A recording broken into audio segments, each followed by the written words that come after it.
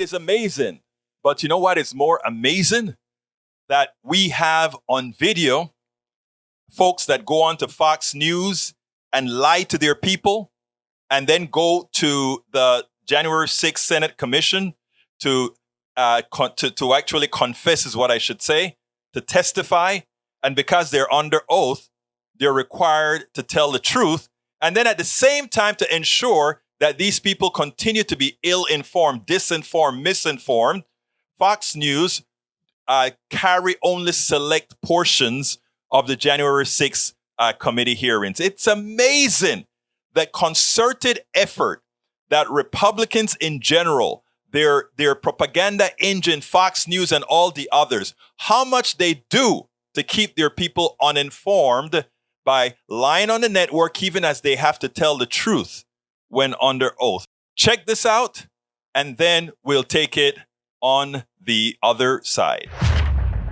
Mr. Trump unequivocally authorized up to 20,000 National Guardsmen and women for us to utilize should the second part of the law, the requests, come in. But those requests never did, as you highlighted. Let me be very clear. Both of you said this under oath, under the threat of a penalty of perjury to the committee? Oh, absolutely, Sean. Under threat of oath. Perjury. Absolutely, Sean. Unequivocally. Not a lot of wiggle room in those statements. Since January 6th, Donald Trump and his allies, like Kash Patel, who apparently wears a custom Kash Patel lapel pin with a $sign on it, have repeated this utter lie over and over, that the ex-president authorized the National Guard to defend the Capitol from the mob in the days leading to it, and then he ordered them to go in.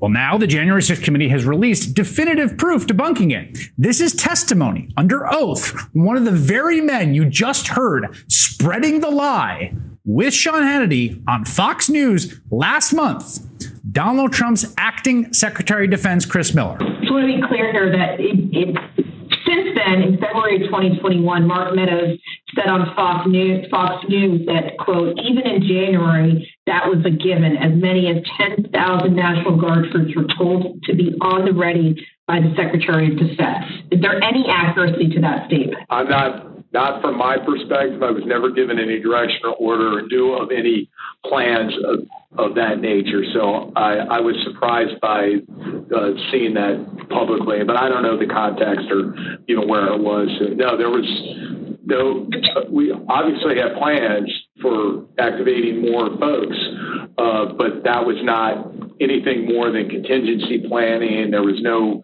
official message traffic or anything of that nature. Just so we're clear, you did not have 10,000 troops, quote, to be on the ready prior to January 6th. A non-military person probably could have some sort of weird interpretation, but no, to answer the question, no, that was not part of my plan or the Department of Defense's plan. Lies, just lies. They just lie. They just lie, they just lie, they just lie. But again, the most important thing that we have to understand here, because you know, many of us look at those people on the right and we just say, how can you be so dense? How can you not see the truth? This is a perfect encapsulation of how they do it. Yes, you can say that some people are lazy in not choosing other sources of information. Look, it turns out that progressives are right. They're correct. But there are people who only listen to a progressive channel and they don't listen to other news to really be informed so that they can make rounded opinions.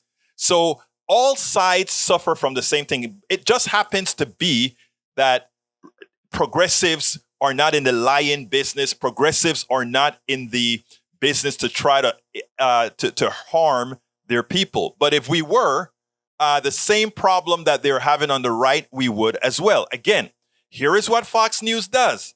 They go ahead and they make sure that they get the liars on their network so the people who follow them only hear the lies. They keep their people believing that they make a caricature out of the rest of the media so that it's hard for people to grasp on the truth. And then when their people come to go on to be interviewed, to testify under oath, they are forced to tell the truth. We all know that most of these hearings occur on all the different networks except for Fox. And of course, Fox News, as they're presenting the case, they try to make it very difficult for their own people to get at the truth. So not only do they have people lying on the channel, they make a concerted effort to keep their people ill-informed, disinformed, misinformed.